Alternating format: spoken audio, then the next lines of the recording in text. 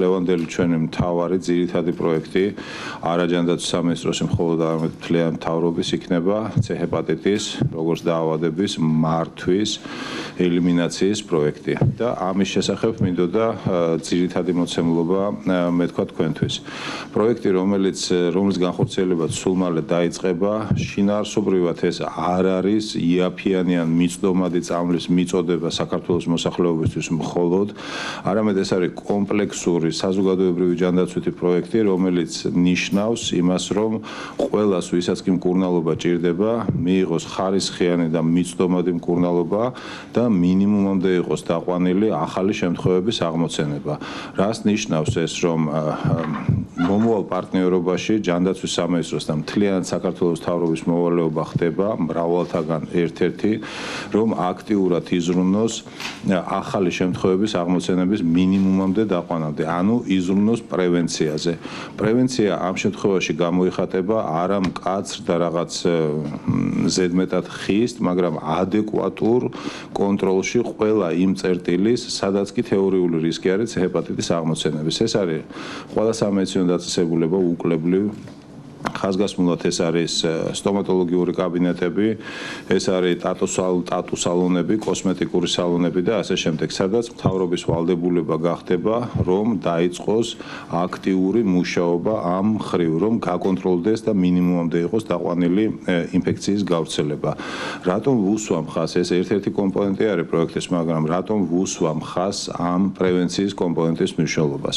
პირველი ის, რომ ერთობლივი პროექტი მოიაზრებს იმას, რომ თუ არ იქნა პრევენცია ადეკვატურად ჩატარებული, ღონისძიებები არ ჩატარდება მთლიანად ეს პროექტი.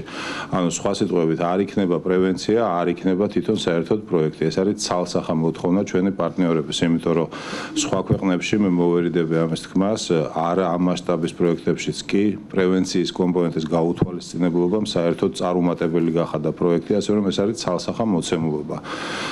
რატომ უბრუნდები განმეორებით პრევენციის კომპონენტს? მინდა შეგახსენოთ, რომ შარშან წლის განმავლობაში, როდესაც ჩვენ მქონდა პირველი პილოტირება, რომ მაღალი რისკის არეალები, მაგალითად სტომატოლოგიურ კაბინეტებზე გაგვევრცელებია, თუნდაც პირველი ყველაზე უფრო მარტივი შეიძლება ითქვას პრიმიტიული ნაბიჯები, როგორც არის რაღაც მინიმალური ფართის სტერილიზაციის პირობების დაცვა, იგივე შეზღუდული შესაძლებლობების მქონე პირთათვის პანდუსების რაღაც სახით მოწყობა, ალბათ გემახსოვრებათ, რომ რამხელა, ასე ვთქვათ, საზოგადოებრივი მოძრაობა და პროტესტი მივიღეთ ამის საწინააღმდეგოდ. მე ნამდვილად არ მინდა ჩემი კოლეგების, ასე ვთქვათ, ბოსტანში კენჭების სროლა, მაგრამ ჩემი სათხოვარი არის, რომ თქვენი სახით დაგვეხმაროთ იმაში, რომ საზოგადოება პირველი მაქსიმალურად იყოს ინფორმირებული ამ პროექტის შესახებ, თუ რას ნიშნავს საერთოდ ეს C-ჰეპატიტის ელიმინაცია და მეორე გაგვიკეთოს აქტიური მხარდაჭერა იმისათვის, რომ ეს პროექტი განხორციელდეს. ანუ იყოს მაქსიმალურად ინფორმირებული და საზოგადოების აქტიურ ან უმრავლესობას წევრებს კონდეთ იმის შესაძლებლობა, რომ მონაწილეობა მიიღონ, თავისი მოსაზრებები გაგვიზიარონ ამა თუ იმ მიმართულებაზე. რატომ უნდა გაგვიზიარონ ეს მოსაზრებები? ამასაც ვესწრები, რომ ავხსნა. ჯანდაცვის სამინისტროს მოვალეობა არის, რომ გაწეროს სქემა და ეს სქემა გაწერილი არის უკვე და ახალი ამაში არაფერი არის, როგორ უნდა გაკონტროლდეს ინფექციები. მაგრამ შეუძლებელი არის, რომ ყველა იგივე სტომატოლოგიურ კაბინეტში, იგივე კოსმეტიკურ სალონში თუ ტატუს სალონში დავსვათ ჩვენი წარმომადგენლები, რომლებიც ხელებში უყურებენ, რამდენად სწორად კეთდება ეს ყველაფერი. საზოგადოების წევრები, რომელიც მიდიან ამ ადგილებში, მათ უნდა იცოდნენ, რას ნიშნავს პრევენცია, რას ნიშნავს სწორი ინფექციების მართვა, არა პროფესიულ, არამედ მოქალაქეობრივ დონეზე და უნდა შეეძლოთ, რომ თავიანთი მოსაზრება გაგვიზიარონ ამის შესახებ, რომელიც ჩვენ დაგვეხმარება იმაში, რომ პრევენციის კომპონენტი მართოთ ეფექტურად. კიდევ ერთხელ ვიმეორებ, თუ ჩვენ ვერ მოვახერხეთ ამისი გაკეთება პრევენციის აქტიური მართვის, არ იქნება საერთოდ პროექტი. უბრალოდ არ განხორციელდება ეს პროექტი.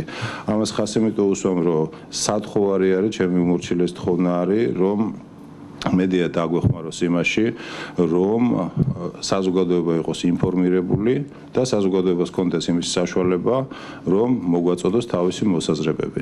ეხლა ეს, ზოგადი მოცემულობა. კონკრეტულად როგორ ფიქრობთ ამის გაკეთებას?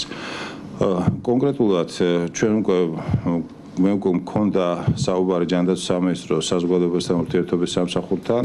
მე მივეცი მათ, ასე ვთქვათ, დავალება, შევათანხმეთ გეგმა, რომლის მიხედვითაც ამ საინფორმაციო კამპანიას ექნება ეგრეთ წოდებული კასკადური, ასე ვთქვათ, ხასიათი.